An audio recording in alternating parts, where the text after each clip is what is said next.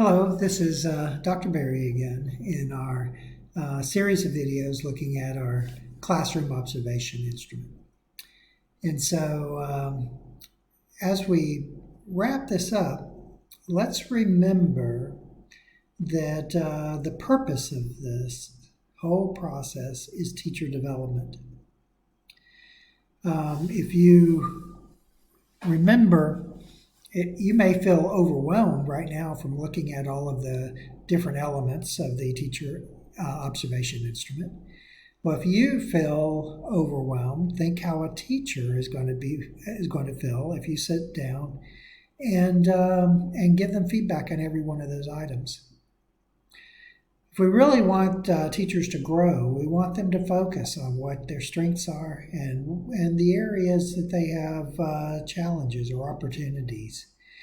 And so when you're observing, you're likely only going to focus on a few of these items. You may not see every single one of them. You may not evaluate every item.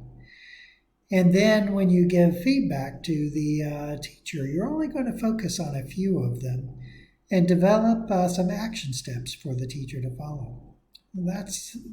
So that's what's going to have the greatest impact on teacher growth. We want this to be a relational process. We want to be an encouraging process and a beneficial, helpful process. So in this last video, I'm just going to give some tips on giving good feedback to teachers after you've gone through this process. Now, ideally, in a training, we would do some role playing. We could demonstrate that. I'm just going to go through a list here, and we can follow up on it later if needed. So we talked about giving the teachers our expectation that you give teachers feedback on their observation within 24 hours. Feedback needs to be timely, in order for it to have some effect. Whatever you're giving feedback on, we know this with students. If we wait too long to give them feedback on a learning activity, they're going to forget, they're not going to be engaged in that particular activity and that learning, and so it's not going to really be effective. So we want to make sure that it's timely. Now, when you start talking about the observation, we use this phrase, say what you see. So when you're talking about what a teacher did in the classroom, you want to talk about what they did in the classroom, not what you think they were thinking or what their intentions are. You can't see inside their mind, and you can't see inside their hearts. So we want to be careful to, when we're using examples, we want to say, I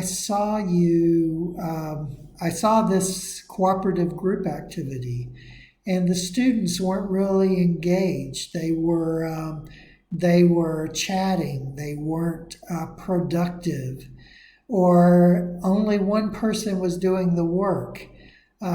So that's what I see. You don't start off by saying, it looks like you really don't know what you're doing with cooperative learning activities. Or it looked like you were just trying to waste time or something like that. I mean, you don't want to make evaluative types of comments. Talk about what you actually saw in the classroom. That may mean that you have to take some notes when you're doing observations. Have a pad of paper and write down some notes. Now, be careful about that, because if you're sitting there writing the whole time you're in the classroom, the teacher's going to be wondering, what are they writing?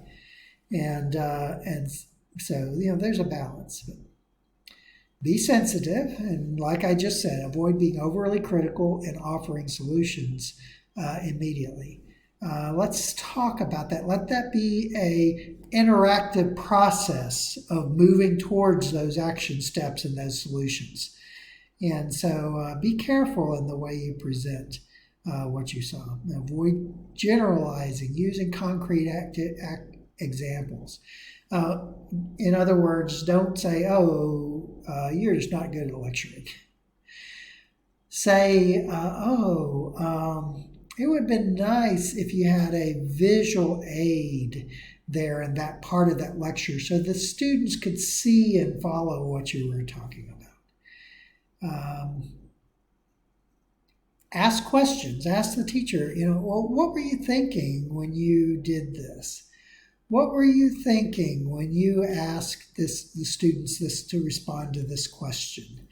And encourage the teacher to reflect. Because remember that moving from beginning to, the big thing of moving from beginning to developing for the teachers is the teacher can reflect on their actions and begin to evaluate and say, oh, I need to work on that area.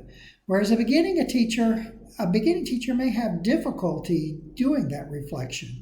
What you're doing, especially with those beginning teachers by asking questions, is you're getting them to start to reflect. You're teaching them how to reflect on their practice. We do this with our students. Our students don't automatically know how to reflect. We have to teach them how. We have to lead them and help them and support them in that. Make sure your feedback is balanced, that you're going to accentuate positives and strengths as well as areas for improvement. It's scary when you go through an evaluation process and you're expecting to hear, oh, you did this badly. You need to improve here. You need to work on this. But make sure that you emphasize where they have positives, where they know what they're doing, where they implement things well, where they know their students well, where they have planned, and focus on both of those. And then listen to when you ask questions and you get teachers to reflect, listen to what they're saying. Be an active listener. Model active listening for them. Feedback's a two-way street, and you may not have completely understood what was going on. And it's possible you may change your evaluation based on what they say, because you better understand the context, what was going on in their mind, the nature of their students. You can't know the challenges of every single student there. And then, as you're bringing the feedback to the close, start to prioritize some areas for development. Help the teachers focus on one or two or a few main areas to work on. Say, okay, well, this could be an area that I really think you have a lot of potential to develop in. Let's work in that area. I think you've got a few steps to take. And let's work on that. And so then, through that process, jointly agree on a follow-up action. The teacher says, okay, well, I'm going to get with this other teacher and learn about this process. You know this shared teacher that you want to pair them up with. Or I want to research this. I want to learn a little bit more about what a good lecture looks like, how to create visual aids. And they're going to, and you can help them find those resources, and you can agree with a time when they're going to come back with you or with another leader or with a peer, and they're going to follow up on these actions. Now remember, I shared some of Grant Wiggins' ideas earlier on feedback with students, timely, goal-focused. You're really looking at an element of that observation instrument that you're focusing on. It's clear and tangible and actionable. It's not just saying, oh, you just did a bad job with lecturing. Well, that doesn't help anybody. Be clear and transparent in the feedback that you give, and give them something to work on, and make sure that they have the opportunity to follow up, and that you have the opportunity to check in for progress, because that process, that reciprocal process, is what's going to lead to growth. And that's our goal, is we're trying to help these teachers who've been called, who have this vocation, this calling that God has created them for.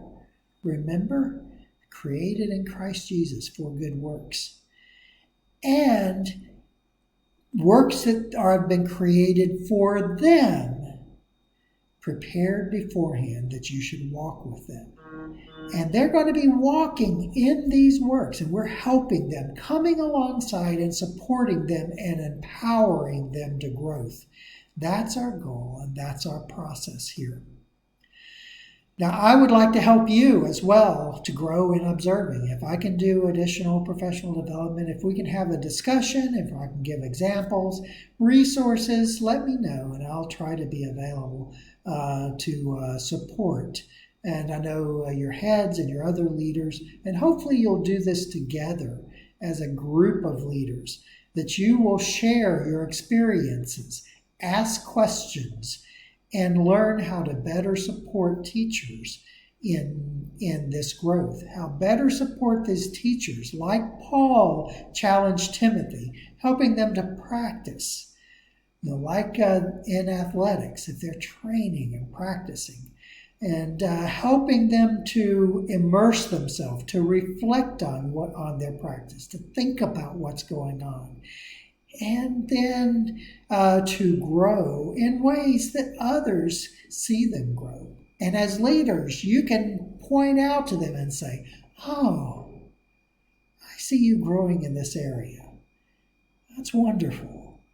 Is there some way I can help and support you further?" Actually, you're getting to the point where I think you can share that growth with somebody else. This teacher over here would like some help with that area. Can I pair you up with this teacher? And you can support them and you can become sharing. Well, that's the way experienced teachers grow, is when they start sharing with others.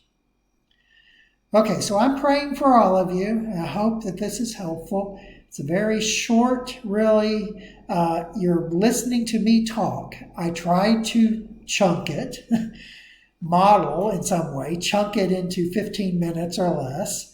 And I tried to engage with some visuals, but it's really a lecture type situation I'm just sharing with you. So I hope it's been useful and helpful. And hopefully that it's short enough to where you can use it. And it can be a stepping off point as we grow in our ability to help teachers grow in their delivery of instruction, in their support for students. Okay, thank you, and God bless. I am praying for each and every one of you.